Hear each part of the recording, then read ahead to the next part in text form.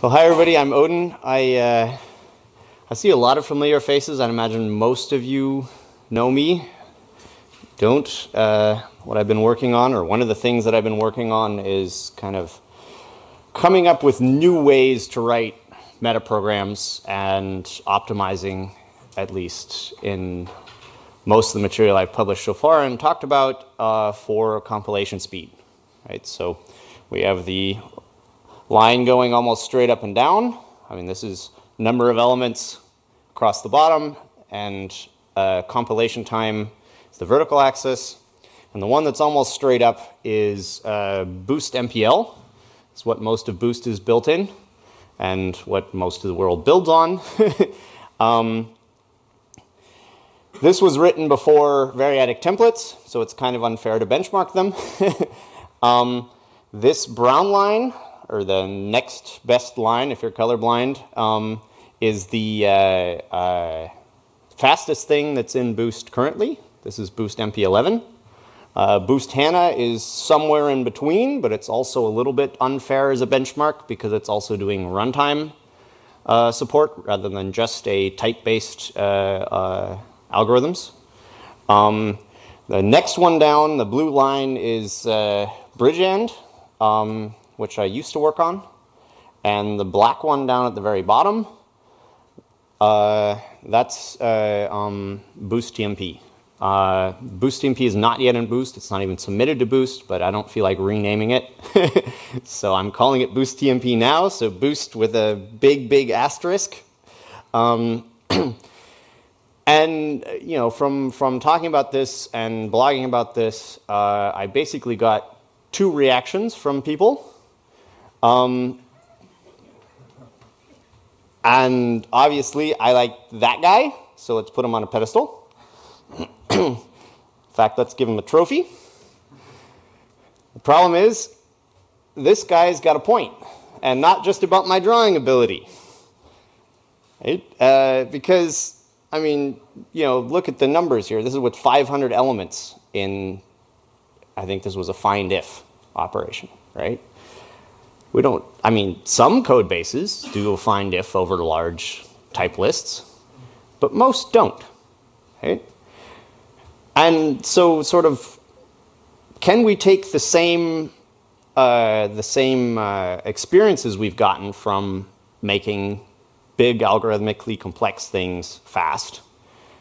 Basically, my former intern, Giel Douwes, benchmarked all the different operations in the compiler with a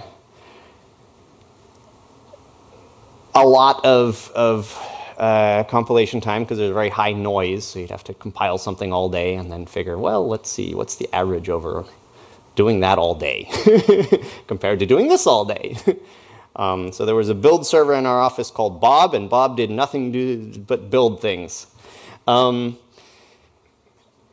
you know, if you've seen this in my previous talks, there's actually one addition I'd like to make. Calling an alias with a variadic pack of template parameters is actually slightly slower than calling an alias where the number of parameters is known, because the compiler has to allocate that vector under the hood, which means you've got some weird quantum effects of if you have some recursive algorithm that has a variadic pack of types, and then you call another one with another variadic pack of types, you basically are ping-ponging between two blocks of memory that are being allocated, and that goes quite fast.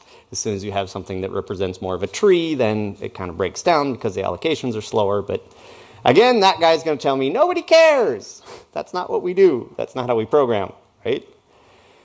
So what's the most common metaprogramming feature, right? What do you guys use? I don't think there's been any sort of formal research on this, but I'm willing to bet it's enable if. Right? And I don't make enable if any faster. And if you look at what you're actually waiting for in a normal code base, I mean, I use this to implement basically an optimizer running within template metaprogramming to optimize register interactions on microcontrollers, and that's a lot of algorithmic complexity and blah, blah, blah, but that's not what most people do. Most people write enable if, and I'm not helping them at all, at least in all my previous work, right? So what does enable if do? Well, it's a way to induce Svine, right? This is an artist's rendition of Svine from the 1500s. So what is Svine? Well, I can use enable if and type trait to give me a value as the first parameter to enable if, and if that value is true, then I will not have Svine, and if it's false, I will have Svine, right? So this whole thing is figuring out what the return type is, even though we can't even see it because it's defaulted. We could have passed in what the return type should be, but, oh no, we did. T is our return type, or nothing, and it's Svines. Do we actually understand what Svine is, right? I mean, this was how it was explained to me back in the day, and that was sort of my understanding of what Svine is. Svine is the thing that comes out of enable if, more or less, right? That's kind of this form of explanation, right? We actually probably should understand more about what Svine is and how we use it, because it's used everywhere, and it's apparently not very well understood. I certainly learned that I did not understand it very well once sort of debates broke out about whether template metaprogramming libraries should be Svine friendly or not. And before that debate broke out, I think there was like 2 people that knew what that even meant, and one of them made it up. So one person knew what that meant, right? So we have a very simple case of function call. In bar, we're calling foo, right? And there's only one foo, so that's going to work. And types are convertible, so that's going to work, right? But the whole process of calling a function is a lot more complicated than this, and this is very, very, very abbreviated. First, what we do is name lookup. So we look in our current namespace, all the namespaces that we are a child namespace of, right? So all the way back up to the root. And then we also look in namespaces that get pulled in through argument-dependent lookup, right? So we have not only this foo, but also that foo, right? And then the compiler will try and figure out what the best match of those two are. And then argument-dependent lookup means there's an A somewhere else, an A namespace, we don't look in there. Even if there was a foo in there, we wouldn't find it, right? Unless somebody takes some type out of that namespace and passes it to our function, right? In this case, it might be very surprising to the author of B and C foo that the namespace A is also in there, since they don't have anything from A in their function parameters. Let's say A is boost, or A is upsell, or A is standard library, or whatever. Somebody down the road puts a foo in A, and suddenly the world breaks, right?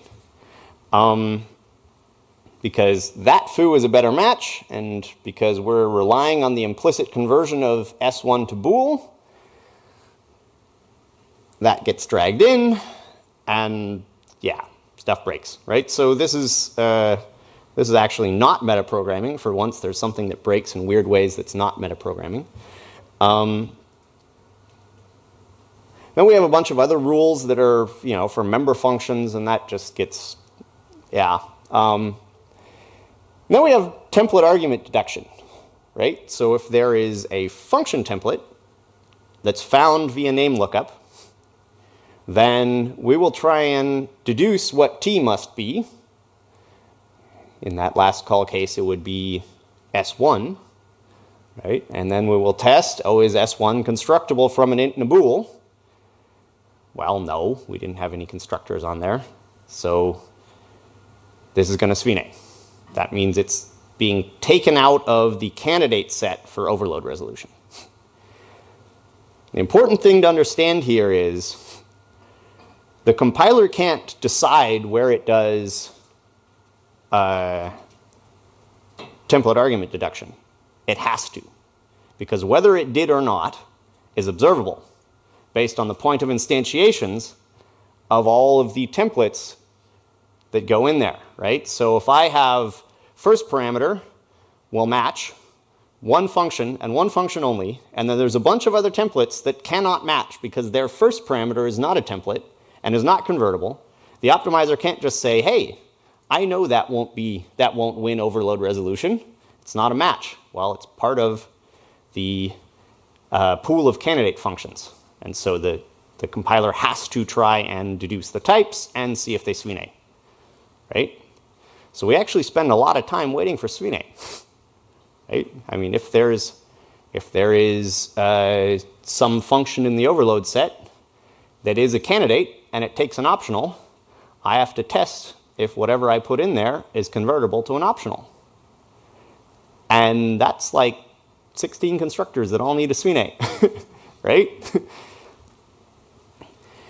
So most of the time, we're waiting for the compiler. If nobody's doing any ninja stuff, then we're basically waiting for things to die, right? Which puts a very sort of depressing connotation into this talk, right? We're waiting for all the Swine candidates to get removed from the overload set. If you look at the current ranges library, there's a lot of stuff that's Swining in there. That's why it takes so damn long to compile, right? A while back, I was very very excited to make ranges faster because I'd figured out how to make metaprogramming faster, and then I started looking at it, and I'm like, I can't really help this problem because it's just too much Swine. So this talk is about how I finally can maybe help this problem, right? But let's look at some more Swine cases, because after having arrived at all of that knowledge, I still didn't understand Swine, because Swine is also a return path, right? Common type will give you either a common type or it will Swine, right? So it's kind of like an exception, if you will, right? So either you get the result or a Swine def, Swine error, not an error. You get Swine. I don't know. I even know how to talk about this, right? I mean, and in this case, if there is no common type, we probably want to remove foo from the overload set, right? Because this foo just doesn't work, right? And if we have some meta function that we're passing common type to as a sort of template parameter, and then the parameters, and then somewhere in the guts of this meta function, we call common type. Do we expect the Swine to bubble up to the top level and remove this from the overload set, or do we expect a hard error? In this case, we probably expect Swine. And this is what's known as Swine friendliness, right?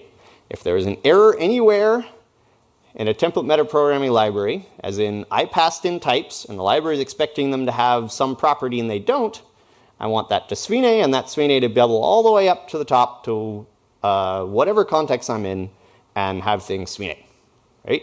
And this is sort of a debate that broke out during the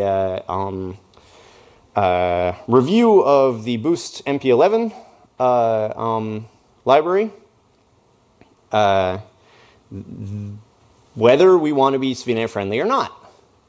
And boost.mpl is mostly Swine friendly. I'm convinced completely by accident because it's not in the documentation, and it's only most of it. MP11 is also mostly Swine friendly. I think there is a bit about that in the documentation, but at least during the review process, at that point in time, it wasn't completely Swine friendly. There were some contexts where it wouldn't propagate Swine.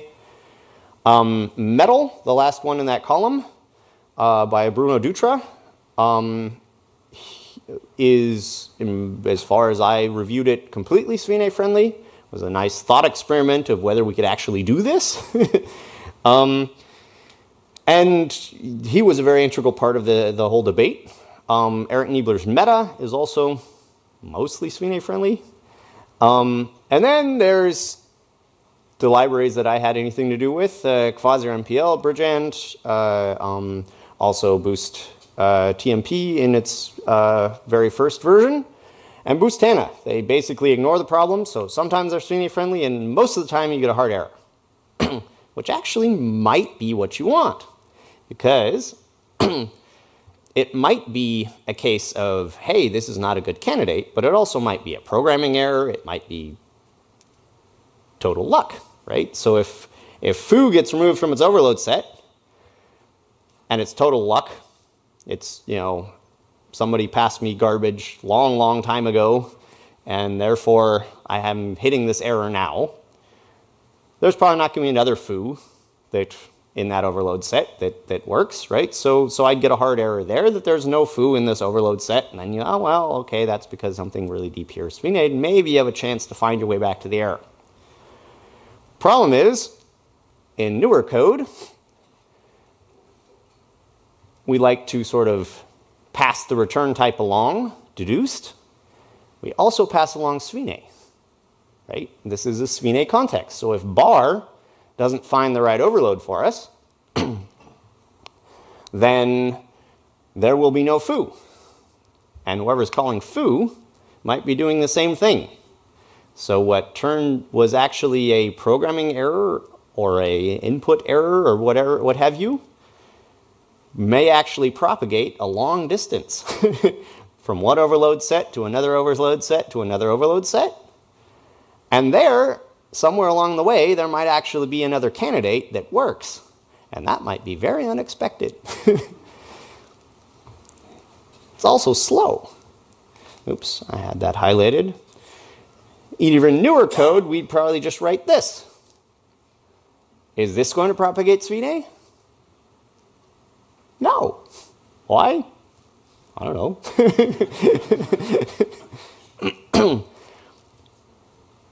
We could put a deduce no accept on this. That won't propagate svine. We could, if this was a member function, we could put a, you know, one of those C++ 20 Boolean explicit thingies. I believe that will be a svine context. So where we propagate svine and where we don't is not super clear. And most people don't understand this, and including myself until like a couple weeks ago when I researched all the cases. And it could just subtly break. Like it'll probably just be an error that's just really hard to find, right? But it could subtly change the overload that's called, and you're never going to figure out why. And you're not going to expect it, right? Because it got drug in from the function that you called, the function it called, the function it called.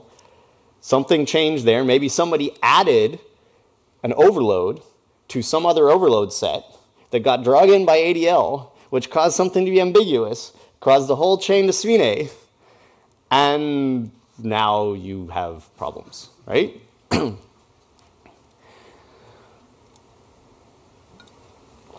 The problem is, our example case was also like a super easy example of what svine looks like. Most svine looks like this. This is from Abseil. And I chose Abseil because it was actually the cleanest implementation of optional that I could find, right? That was actually standards compliant, right? So this is one constructor, one of the many constructors in an optional, and they're figuring out whether they need a svine or not. So I'd imagine there's some library implementers in the room. Who can tell me what this is for?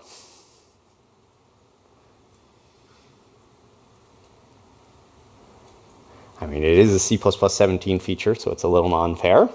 There is a standard conjunction. This is the Abseil conjunction, which mimics the implementation of the standard conjunction.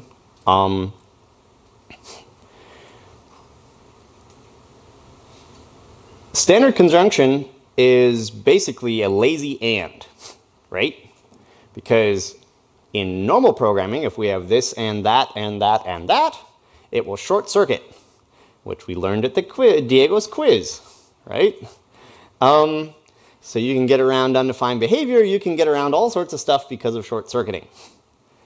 Metaprogramming and doesn't quite do that, right? If we were to write like that like this, rather than this, then it wouldn't be lazy. It wouldn't be short-circuiting. We would instantiate all of the types and then figure out if the value is true or not, right? The problem is that we are a constructor taking one template parameter. That means we could be the copy constructor. And the is convertible and is constructible are implemented in terms of swinaying on an attempt to construct the thing. Right? So we have to be short-circuiting in order to not make infinite recursion happen. Right? Conjunction was also billed as, hey, it'll compile faster because we can be lazy. That's actually mostly a lie. But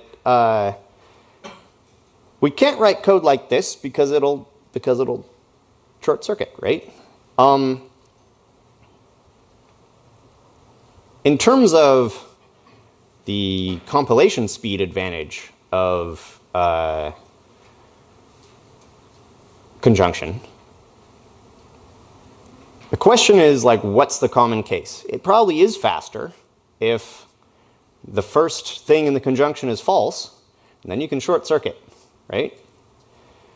But if we have sort of this use case, well, the top foo, that's a candidate, right? It's not going to win, it's not going to match, but it's a candidate, so we have to figure out whether 2, an int, is convertible to an optional of s.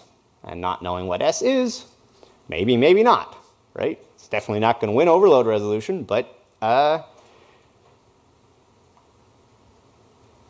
we do that, right? So in resolving overload resolution here, all of the constructors of optional have to swinay. And if we're talking about all of the constructors having to swinay before we know, oh, this is not convertible, right? Then we are probably going through every combination of everything that was in that conjunction, right? So being lazy isn't buying us anything because we're doing everything anyway. If we had this use case, well, a 1, let's just assume it's not convertible to an s. In that case, we don't have to test the optional conversion thing because that's already not a candidate, right?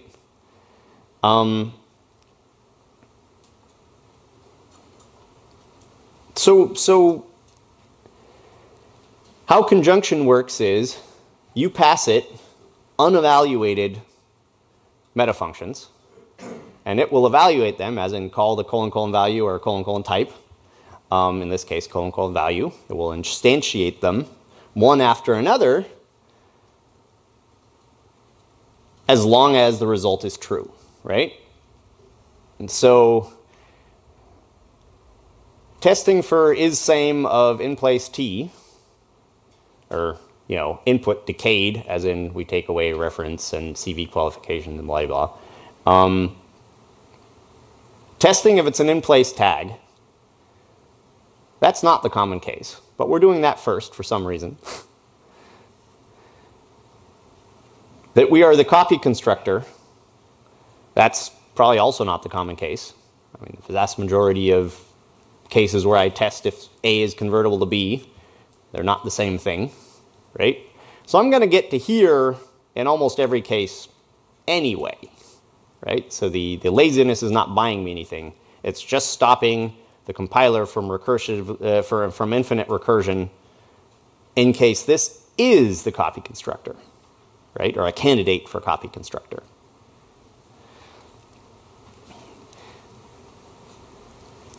This decay thing here is actually, ironically, one of the most expensive things we're doing in this entire operation, and we're doing them eagerly, right?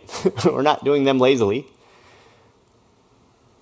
Because decay itself is implemented in terms of a bunch of swinay, right? I mean, I don't really have time to go through all this, but I think there's like 3 or 4 cases of swinay, depending on what type you put in, to figure out how it decays, right? And all of this internally is also eager, right? So no matter which path you take through here, all of this is getting instantiated. And when a function, when a class template gets instantiated, the compiler has to remember it for the rest of your compilation, right? I mean, every single possible type that I throw in here, I'm instantiating maybe 20 different things and a couple of function templates, and those are going into hash tables in the compiler. And although we can get towards sort of amortized constant lookup time in a hash table in theory. We can't do it in practice because the bigger the hash table is, the larger your probabilities for cache misses are, and the larger your probability of needing to rehash things, or there is no perfect hash, so you have hash collisions and blah blah blah blah, right? So adding a bunch of types to the compiler doesn't only just use a bunch of RAM and take time to add them, it also makes the rest of your compilation process also slower, right? So we don't want to instantiate as many types. The problem is that's really hard to do, because if we want to be lazy here, how would we even go about doing that, right? We can't say, hey is same. On your first template parameter, don't call : type on that. But on your second parameter, call : type on that when somebody calls your : type, right? It's just not supported by the paradigm to have some things be eager and some things be lazy, right?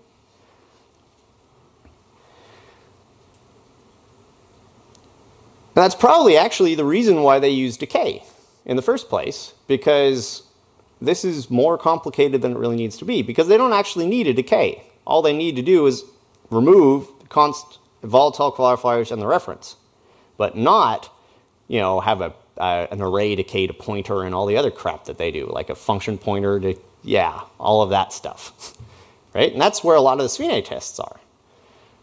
So I actually had this in my slides at C++ Now, and one guy noticed, this is actually an error. You can't quite be this lazy. You'd actually have to put the : type here. Almost works. And it's because of these sorts of, if this was a standard conditional, this would be the way to be lazy, right? So it's kind of a bunch of jumbled up ways of being lazy and eager, and we have the _t versions of all of the traits classes to be eager, so we don't have to have, say, type name and : type and all that. Problem is, how do we be lazy with those, right? So we have two sets of all of the traits so that we can pick if we want to be eager or lazy.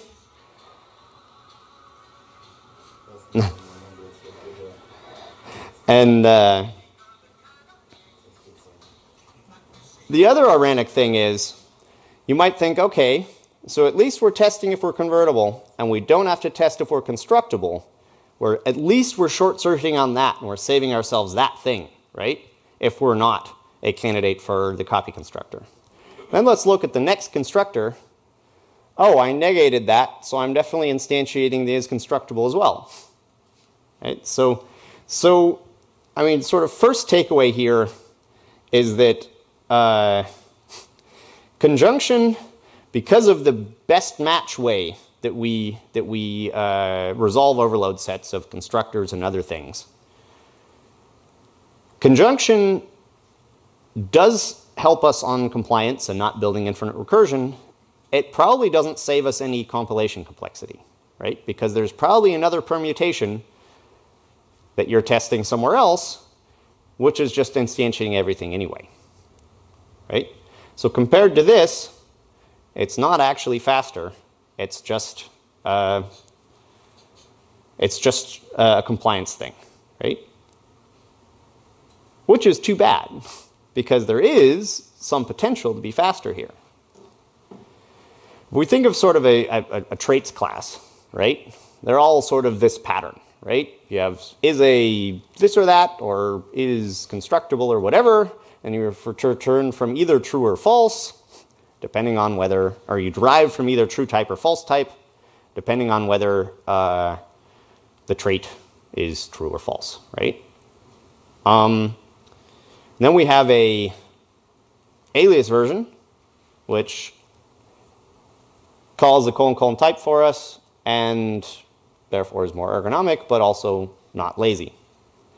The problem is, for every t that anyone ever passes in, we're instantiating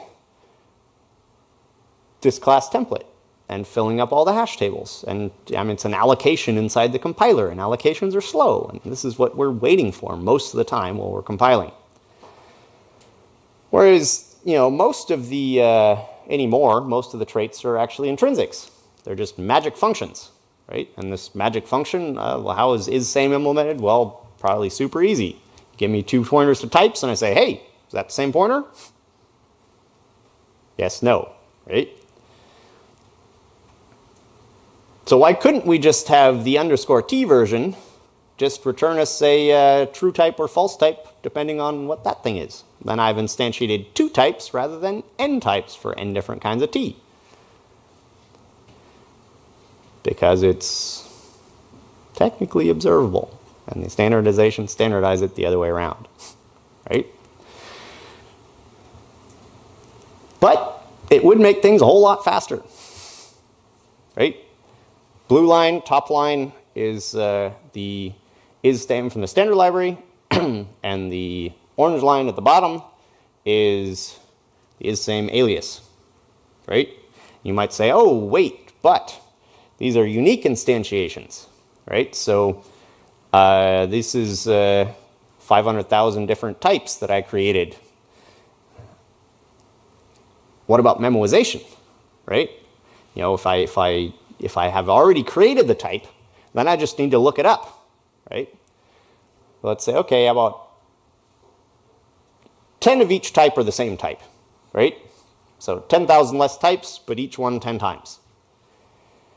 Well, this green line, that was the standard library version that's instantiating a type 1 out of 10 times and looking it up 9 out of 10 times here. And the other one, well, didn't change in complexity besides the noise because, yeah, it's not memoized. And if we do 100, well, I don't know why this got a little lower. That's probably noise, maybe some cache effects. I don't know. This one didn't really get lower, right? I mean, no matter how many types you do, calling is same intrinsic is faster than looking up the 2 types. Sorry, looking up the is same instantiation of that trait, right? And this is probably actually cheating because all I'm doing is looking up the instantiation of that trait. So the cache is hot, right? In a real program, the cache would probably be cold, but comparing 2 pointers doesn't rely on cache. Looking up at memoized types does. So there is potential to actually be faster here. Maybe, what, 2x or something? Not quite. But 2x a lot of times, right? Because all of those types, well, I mean, I guess it depends what the common case is. For lookups, 2x, it's more like 5 or 6x for making new ones. And the problem with InSame is there's a lot of combinations of 2 types, right? I mean, the amount of IsSame traits that you have instantiated in any given translation unit is going to be huge.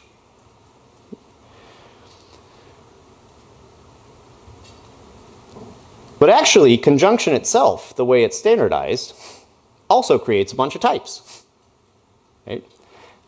Not only does it force an interface where we actually have to use a class template and have to instantiate a class template for every one of the options, also its implementation itself instantiates at least 1 new class template per element that you have in here because it's recursively going through them, right? So to benchmark this, let's simplify the problem to this, right? I mean, I have 4 different 4 different traits tests, and I'm doing a conjunction on them. And in this benchmark, it will short circuit sort of at the first one, right? Because obviously they can't all be true. So this is the short circuiting case. And yet, the green line, conjunction of the 4 of them, is a lot more than 4 times slower than 1 instantiation of IsSame. The actual complexity is 1 instantiation and then short circuit. But the actual implementation of conjunction is taking up a bunch of our time, right? The red line here is the fastest conjunction that I could write that I think is still standards conforming. It's implemented differently. The orange line that popped up down at the bottom, for reference, that's how long it takes to call the intrinsic. That's how long it really should take, right? So I can't quite get down to that red line because there's going to be some overhead of the system. But if I'm allowed to change the paradigm, and we're getting to sort of boost.tmp implementation here, I can at least get to the purple line here, right? Which is certainly faster than anything else. It's also a more powerful paradigm. We'll see in a minute, right? First, in order to understand how boost.tmp is implemented and why I can do things that the standard library can't, I have to understand what boost.tmp actually stands for. It's tacit metaprogramming, right? People are familiar with the tacit programming paradigm? You all are, just not by its name, right? This, for example, is a tacit program. I don't say how the arguments get from sort to unique on the shell. I pipe them in, right? I don't name the names of arguments. I just say the output of that goes into the input of that. And there are several other manifestations of this. Haskell point-free is probably a lot of people's favorite version of this. Some other people call it Haskell pointless. We're getting a manifestation of this in the standard library. It's recently voted in, I believe. C++ 20. Ranges. Ranges are a tacit paradigm, right? I have a thing, I pipe it into the next thing, I pipe that into the next thing. And I can write my program without actually naming the parameters that go from one to another, right? Tacit is actually a synonym for quiet, right? It's quiet because I don't name a bunch of this stuff. So how does boost.tmp work? Like, what does its syntax work like? Well, if I were the king of everything, it'd be something like this, right? I have a pack of arguments, and I can pipe that pack of arguments into whatever I want, including a function, right? This would essentially be standard apply, if you will, right? I have a pack of args, and I call bar with those args, right? This will obviously give me an error if the size of the pack of args is not 2, and they're not both ints, or at least convertible to them. But it also has other problems, right? Okay, so this is how I'd call it. The problem is I can't just pass around an unexpanded pack in C++. I can do something similar in Python. Their packs are kind of more first-class citizens. In C++, they're not. They need to be expanded. So if I want to pass it around, even conceptually, I actually need to make a fake pack, which is some type that wraps a pack. Then I can pipe that pack into anything I want, right? This I could implement, but it's actually dangerous because you cannot capture an overload set by reference. You can only capture a function by reference. And as long as there's just one, this will work. If there are ever two, it will clash. This is generally a problem in C++. I can get painfully close because I know on the left-hand side exactly what arguments I will be calling bar with. I just don't know its return type, so I still can't deduce it. Right? But with a macro, I can capture an overload set. Under the covers, I'm making a generic lambda, and in the lambda, I'm calling bar, and at that point, I know what I'm calling it with, and so overload resolution works, and everyone's happy except for people that don't like the preprocessor. So I'm not quite that happy with that, but it's the best I can do, right? So this is a pretty powerful paradigm, because just like with ranges, I can say, hey, I can add something to the middle of that. I can take a pack, I can pipe it through a filter, and then I can pipe that into my call to bar. Right? So I call this with a bunch of blah blah and a default constructed baz, but the only thing that's going to get through that filter is the 1 and the 2, right? So going through the first pipe is all of those parameters. Going through the second pipe is just a 1 and a 2, and so that's what we're calling bar with, right? Because filter takes most of them out. Just, the same way as a range, the difference between this and ranges is I can have different types because it's a pack of, a pack of arguments rather than a range. But conceptually, it's actually very similar.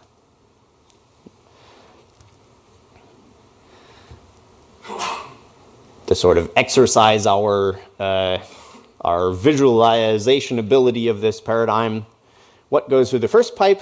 Everything. What goes through the second pipe? Well, okay, I'm indexing. My indexes start at 0, so that would be the 1 at index 3. 0 base 3 would be this one, right? So going through this pipe, we have this parameter.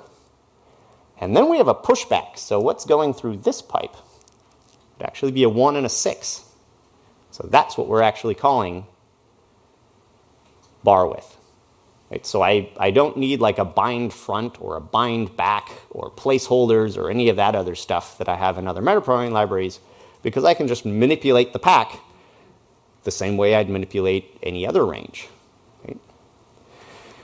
I still can't quite get the syntax. I can get painfully close, but I also want this all to be lazy evaluated so it compiles very quickly.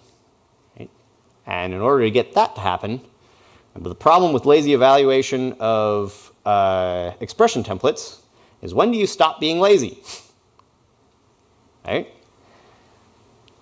Used to be, before we had auto, you could say, oh, when the user wants to be converted to their type, well, then my conversion operator to that type, that will do all the actual eager evaluation. Now with auto, you can't do that trick anymore. So people in the standards committee are talking about operator overloading operator auto. So if somebody wants a conversion to an auto or auto deduction, then you say, hey, auto on this means that. I'm sure it will be quite contentious. I have no idea if it's going anywhere. Would help us here, but I want this to work in C++ 11, so definitely can't use any 20 or 23 features. So I'm going to define syntax here. Pipe means lazy, and monad bind means eager. And I'm going to duck here in case there's any Haskell programmers in the room. Nobody threw anything. Good crowd.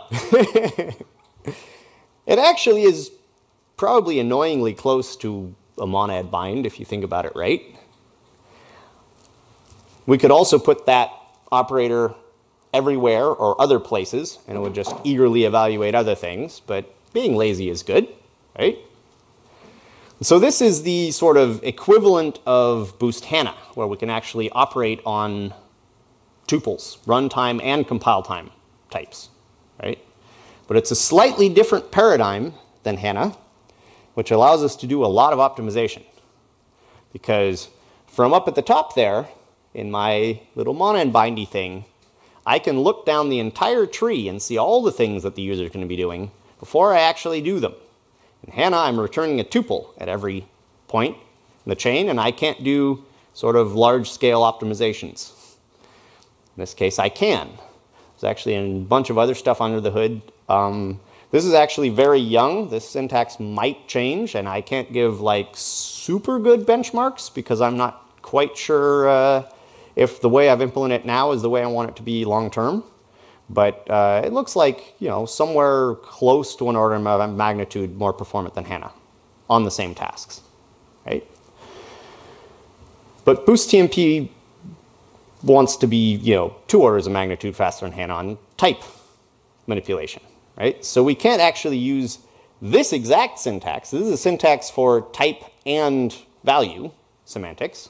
If we just care about types, we can do the same thing without all the function calls, right?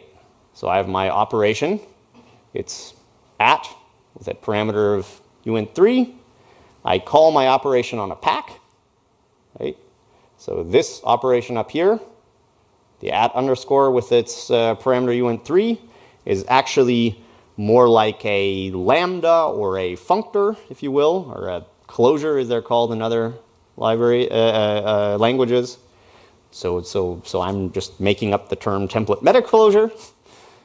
Template metaclosure is a type that takes fixed parameters and also has some secret function call operator, which is invoked using the call macro, call underscore. And so we have one fixed parameter of uint3 and a bunch of dynamic parameters of int, bool, char, float, blah, blah, blah, which are passed to its function call operator. Because it has two sets of input parameters, one fixed and one variable, I can compose them through the fixed parameters, right? So this is just an at, and if I want to say I want to pipe the result of this into something else, every one of these template metaclosures has a defaulted last, in air quotes, template parameter, which is the thing it's getting piped into, right? So I have an at, which is piped into pushback, because pushback is its last parameter. Pushback will push along to the back and pipe that into its last parameter, which is same, right? You just can't see the pipes anymore, right? Because we can't do pipes in template aliases, right? But it's the same paradigm, right? So going through the first imaginary pipe is going to be a long, because that's the index 3 starting at 0, right? And then we're going to push to the back of that pack, another long, and then that pack of 2 is going to get piped into is same, right? So this will return true. Right? This means that we can actually compose things in a different paradigm where we can be lazy by default, right? It was very, very hard to be lazy in the implementation of the constructor of optional.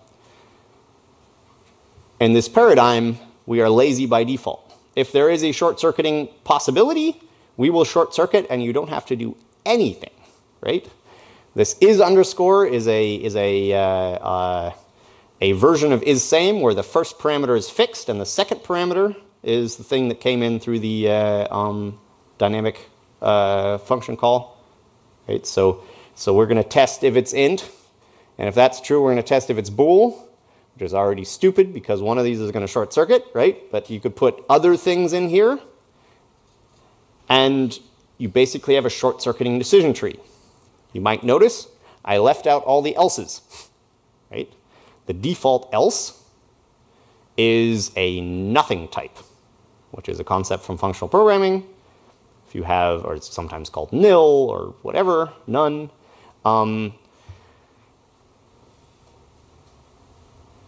So if one of these ifs results in a nothing, then down the chain, nothing more is going to be called until I hit a or else, right? And the or else will only be invoked in the nothing case. And so we're going to either be true or else we're going to be false, right? But this is a more powerful paradigm because I could leave out the or else and I could call it maybe rather than call all the way at the top level.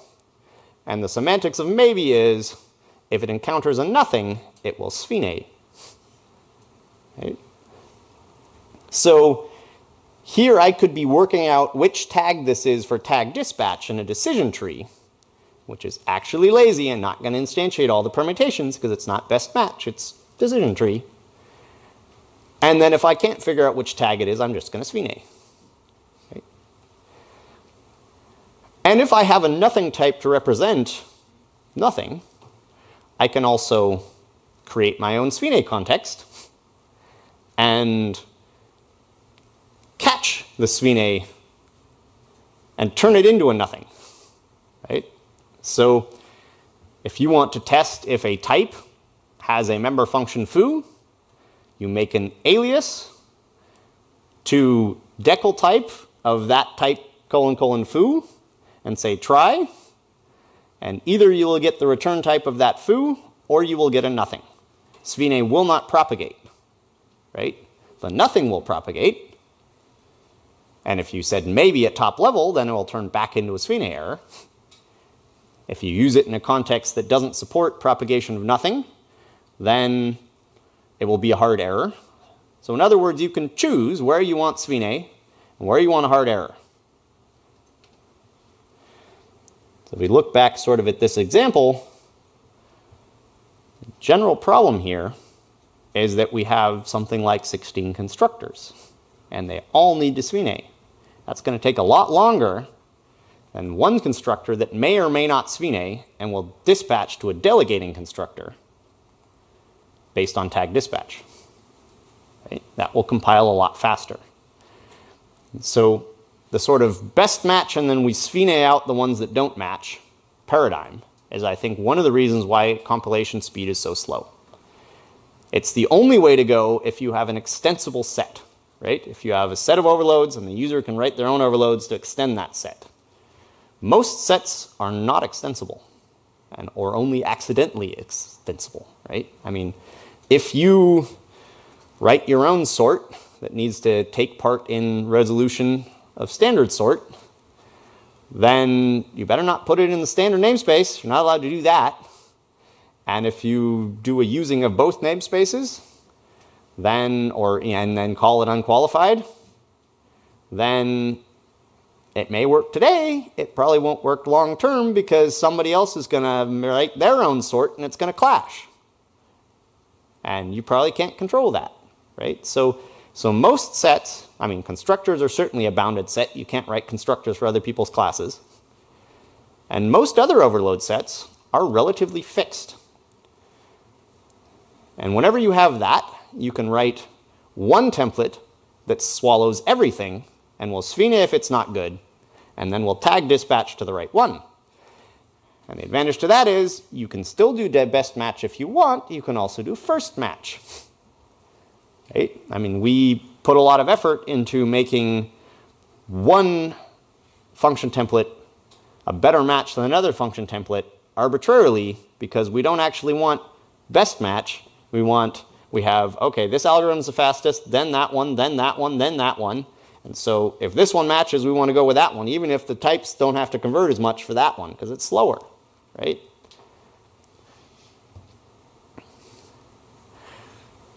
So we actually ended up talking a lot about other problems. I imagine at least somebody in the room came here to see a bunch of crazy shit, right? We can also implement toString, completely in templates, completely in this domain-specific language. Right? This will take a number, as in a integral constant, and turn it into a pack of integral constants, which are the chars that the string turns into. If you have a toString, you can implement a really wicked fizzbuzz, right? Or fizzbuzz. This is fizzbuzz of 0 up to 1,000. And it renders everything toString, so you'll get a nice pack of chars coming out of the other end of this, which are 1, as in, letters 1, comma, 2, comma, fizz, comma, 3, comma, right? All the way up to 1,000. And it compiles pretty fast. And this is sort of a visual approximation of that happening.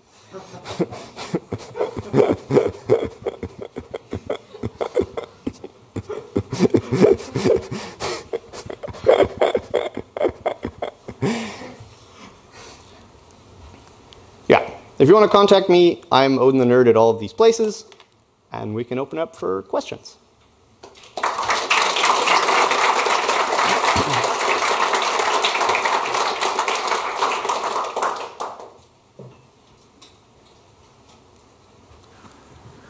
Hi. Can you do multiple eager computations, like with the greater equals operator in a row? It's like a trick question. Maybe. I don't know Haskell well enough to...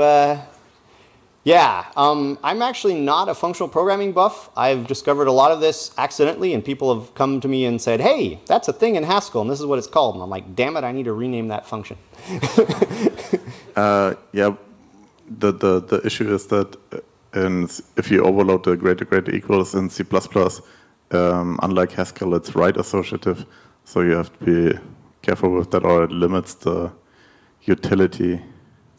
Yes, it is right associative. It also binds later than the bitwise or the pipe. And so basically you compose the entire pipe and you have your pack, and then that operator gets called.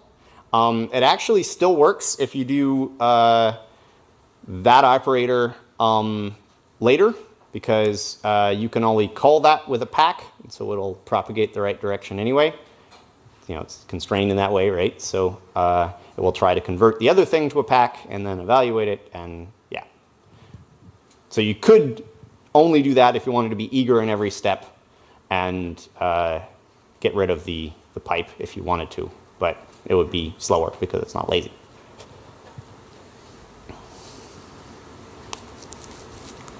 Any other questions?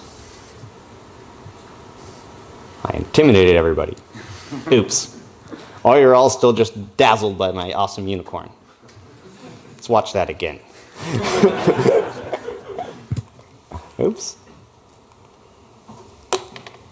There we go.